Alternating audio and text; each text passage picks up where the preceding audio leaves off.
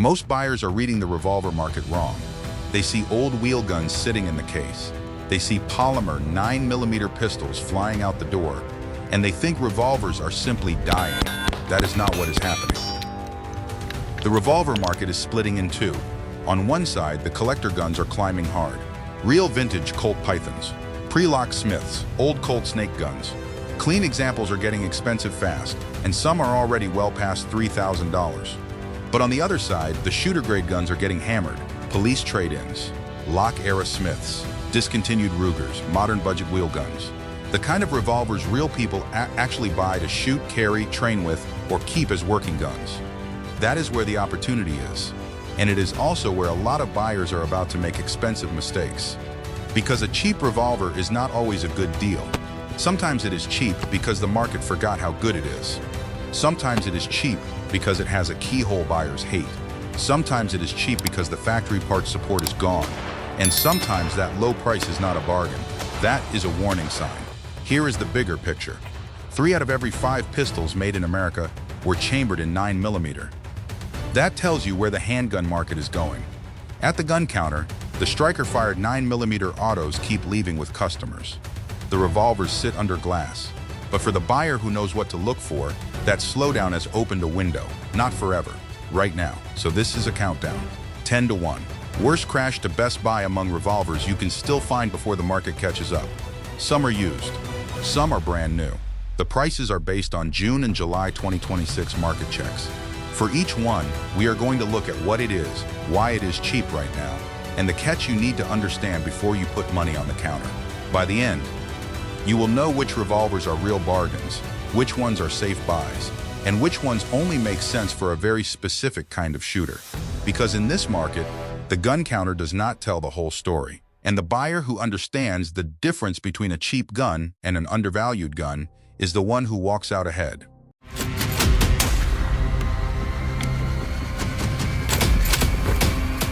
Number 10.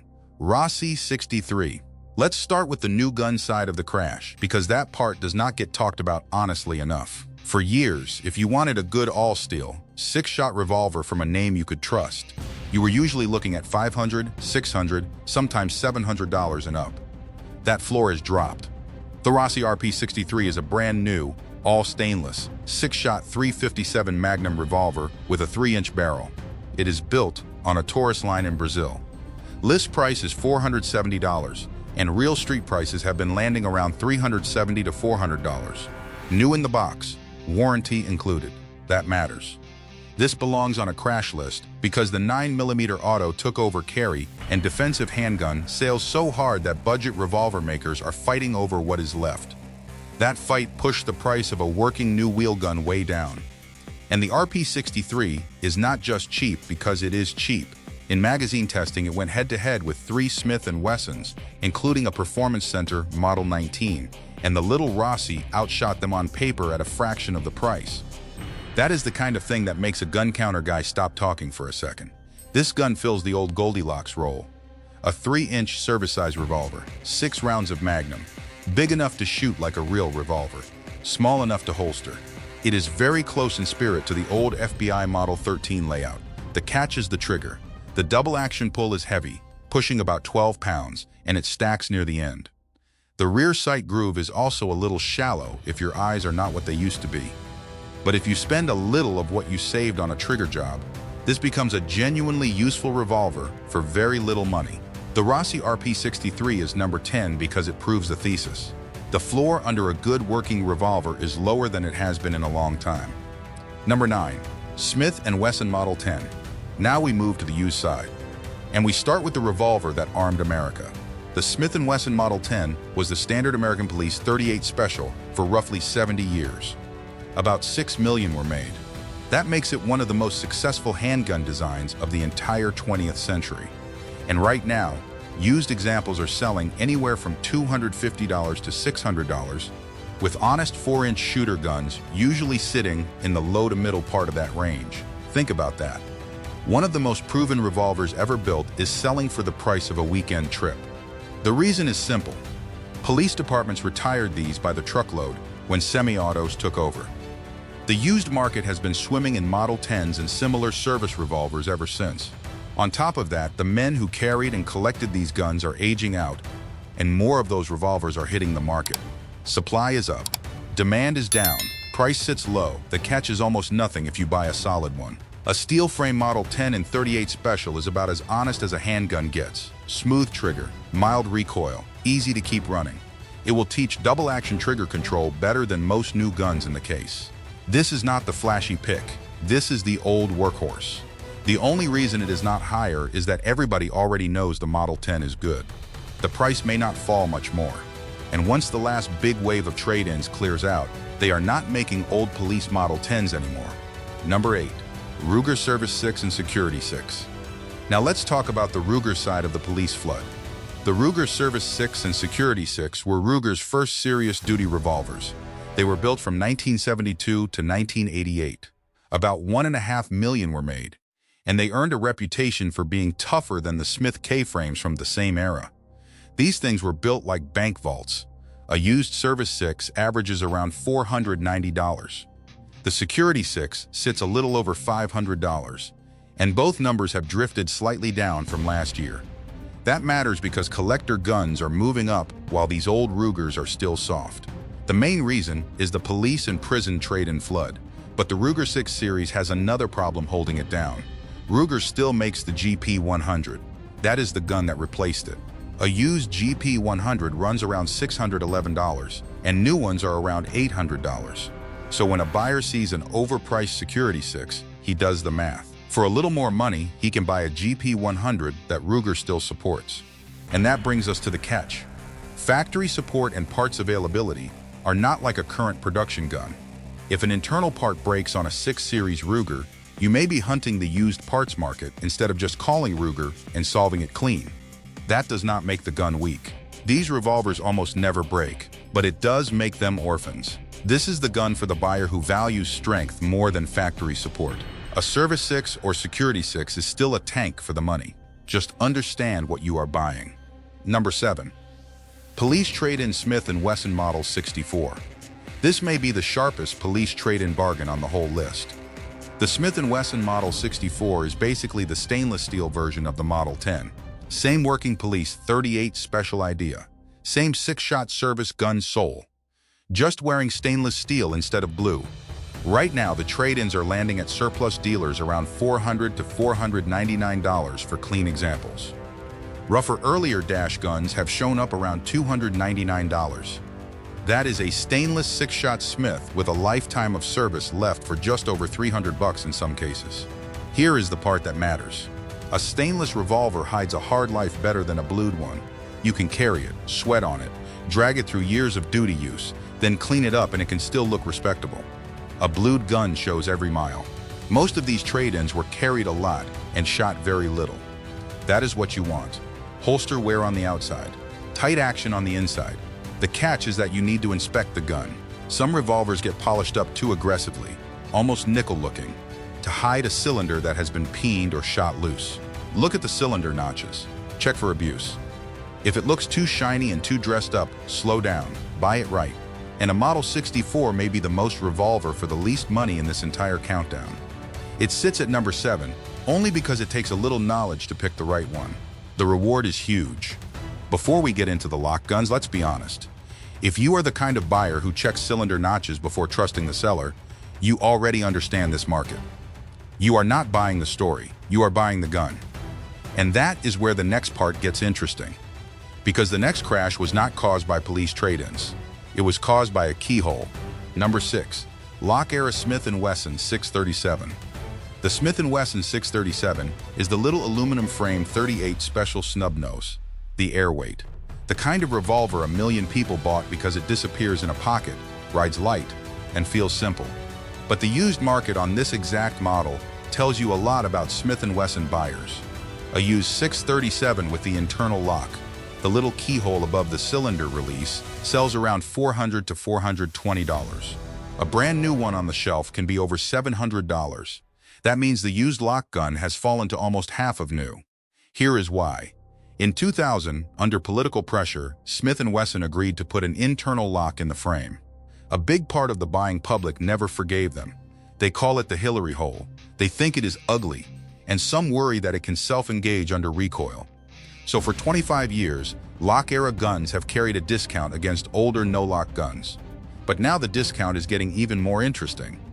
In 2025 and into 2026, Smith & Wesson started bringing back no-lock classic models. The moment a new no-lock option lands on the shelf, used lock guns look even less desirable. That pushes prices down again. The catch is not what some people think. On a steel or aluminum .38 special like this, the lock almost never actually causes problems. Most of the self-engaging stories come from lightweight scandium magnums with heavy recoil, not mild .38 special snubs. The real issue with the 637 is the one a lot of new carry buyers learn the hard way. Light guns carry easy. Light guns do not always shoot easy. A lightweight snub takes practice. The trigger is long, the sights are small, and the recoil feels sharper than the size suggests. But if you understand that, and you can live with a keyhole you will never use, the lock-era 637 is a real bargain. The market is discounting resentment more than performance.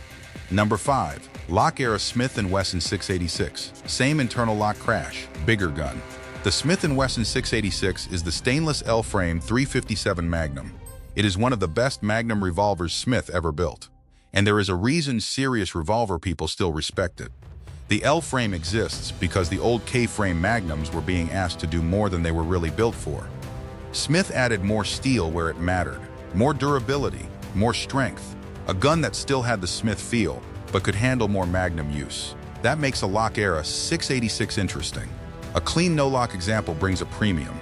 A lock-era example sits softer because buyers see the keyhole and hesitate. That hesitation is your discount. This is the range revolver that makes Magnum shooting feel manageable. It is heavy enough to behave.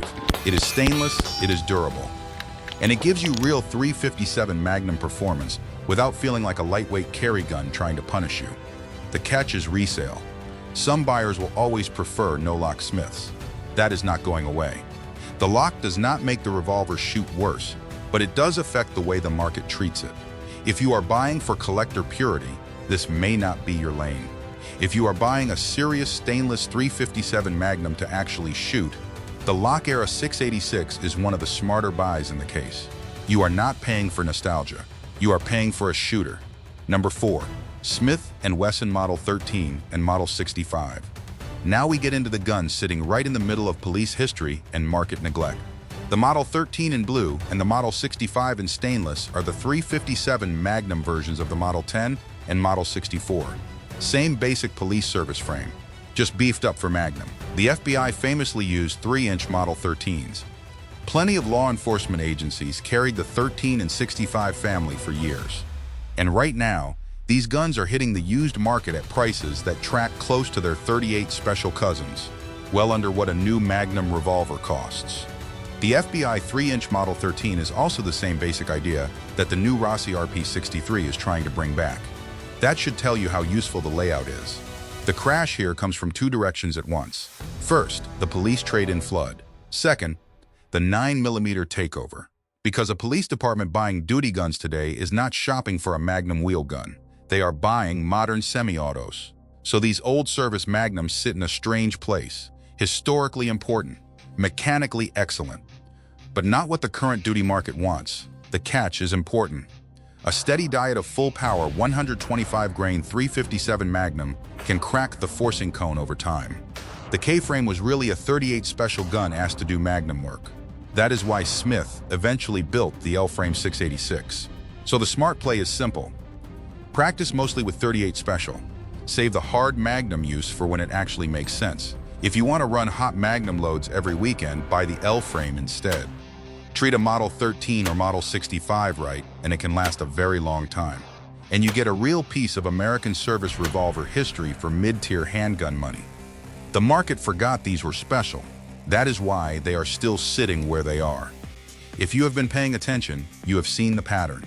Two engines keep driving these prices down: the police trade-in flood and the 9mm takeover. That combination is pushing good revolvers into price ranges that would have sounded crazy a few years ago. But now we hit the third engine, the reissue effect. And Colt is where that gets very interesting. Number 3. Used reissue Colt King Cobra.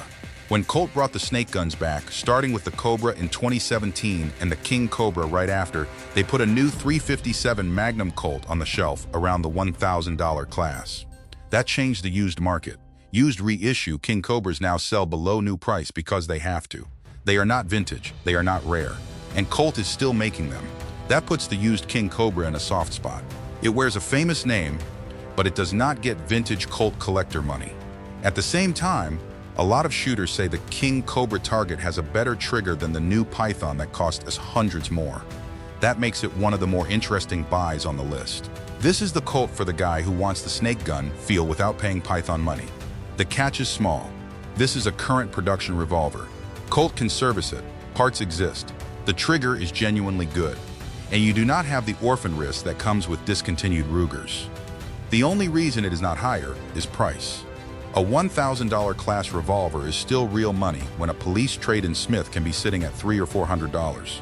But as modern Colt revolver deals go, the used reissue King Cobra is a strong one. Number 2, used reissue Colt Python. Same story, bigger name, bigger emotion. The reissue Colt Python brought back in 2020 usually sits around the $1,500 to $1,700 range new, depending on the model. A used one in excellent shape often sells close to that, sometimes barely under it. Meanwhile, a vintage Python from before 2005, especially with deep royal blue finish, can run $3,000 and keep climbing.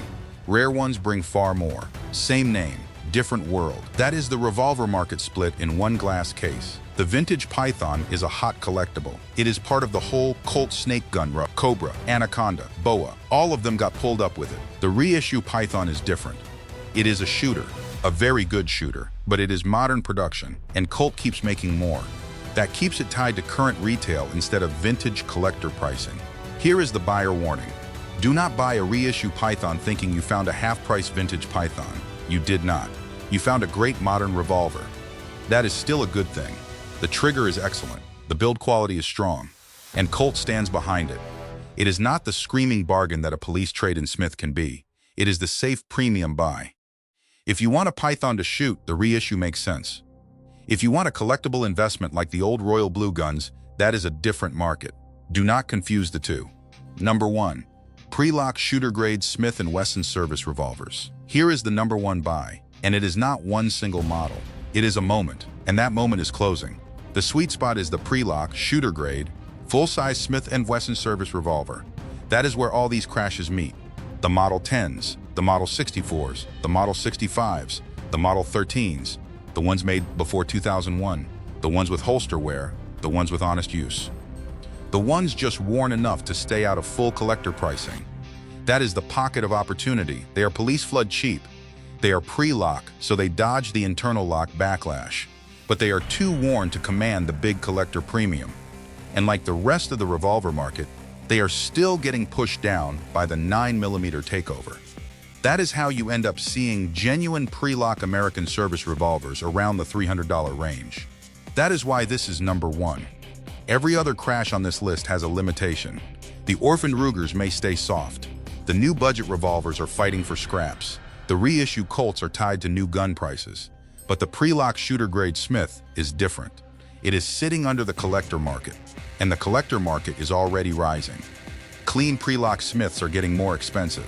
Every year, as clean guns get harder to find, the worn shooters get pulled up behind them. You are buying the worn shooter before the clean collector guns drag it upward. That is the timing play. The catch is that you have to buy the shooter, not the Safe Queen, not the overpriced box and paper gun, the honest service revolver. The one with finish wear, a tight lockup, and a good action. That window is open right now. It will not stay open forever. Smith & Wesson stopped making pre-lock guns in 2001. The supply only shrinks from here.